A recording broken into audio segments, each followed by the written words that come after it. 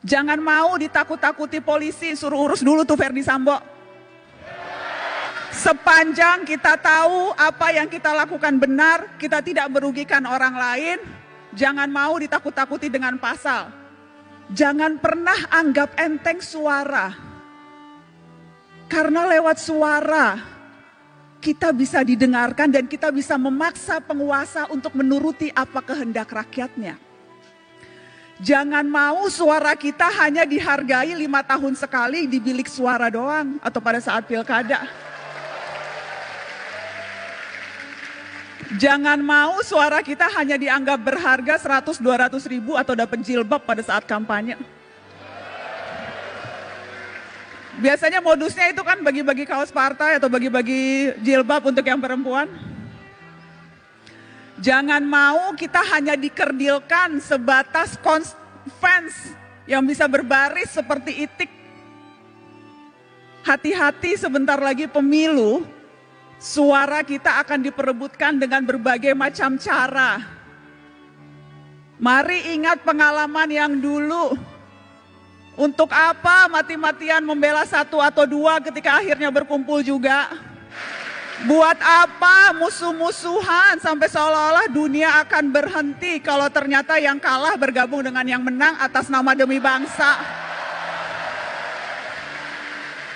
Jadi nggak usah terlalu baper dan nggak usah terlalu mati-matian membela tokoh idola. Karena sekali lagi, hitung-hitungan mereka terkadang bukan kita, hitung-hitungannya untung rugi, Pak. Untung rugi kalkulasi politik aja. Karenanya jangan mau dimanfaatkan hanya suara di 5 tahun sekali, tapi gunakan suara itu terutama di hari-hari ini. Ketika ancaman kita untuk bersuara mungkin saja akan dibatasi lewat rancangan kitab undang-undang hukum pidana di mana semua bisa kena.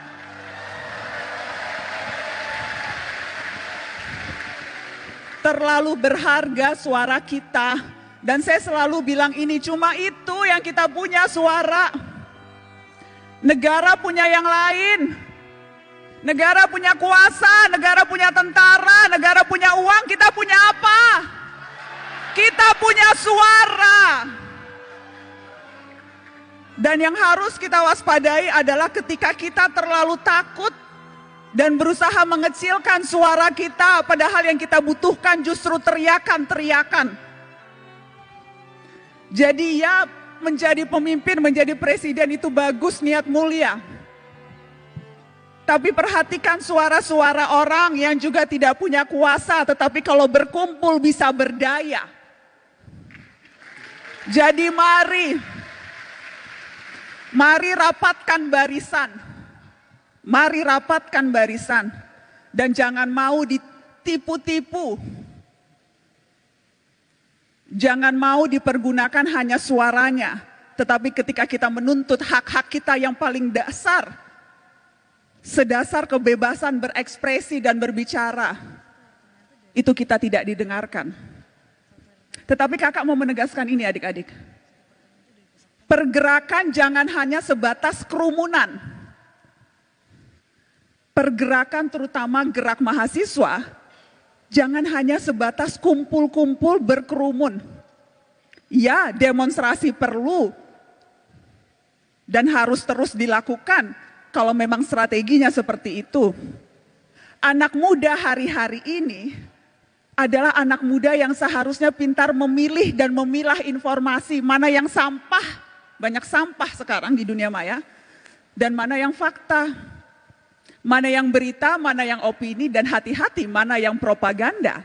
Dan kalau sudah yakin, sampaikan itu dengan lantang.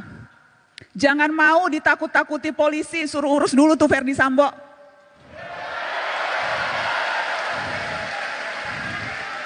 Sepanjang kita tahu apa yang kita lakukan benar, kita tidak merugikan orang lain, jangan mau ditakut-takuti dengan pasal. Kita juga bisa belajar pasal-pasal, kita juga tahu apa hak-hak kita sebagai warga negara. Kalau tidak tahu, cari tahu. Jadi jangan mau gampang ditakut-takuti. Dengan cara itu, kita bisa berdaya dan kita bisa memberdayakan orang lain. Dan harusnya itu ultimate goal kita dalam hidup. Bukan hanya memperbaiki kualitas hidup kita sendiri, tapi bagaimana kita bisa memperbaiki kualitas hidup orang lain. Dan itu bisa dilakukan tanpa jabatan formal, tanpa jadi presiden, tanpa jadi menteri, tanpa jadi anggota DPR, tanpa perlu pangkat yang tinggi. Kita bisa melakukan itu dalam tindakan kecil seharian sekalipun. Karena kuncinya sebetulnya peduli dan bersatu. Kutipan yang selalu saya tunjukkan ke setiap mahasiswa, ketika Bung Hatta bilang seperti ini, peduli dan bersatu itu adalah kunci. Karena kalau tidak, Indonesia hanya seperti seuntaian gambar di peta.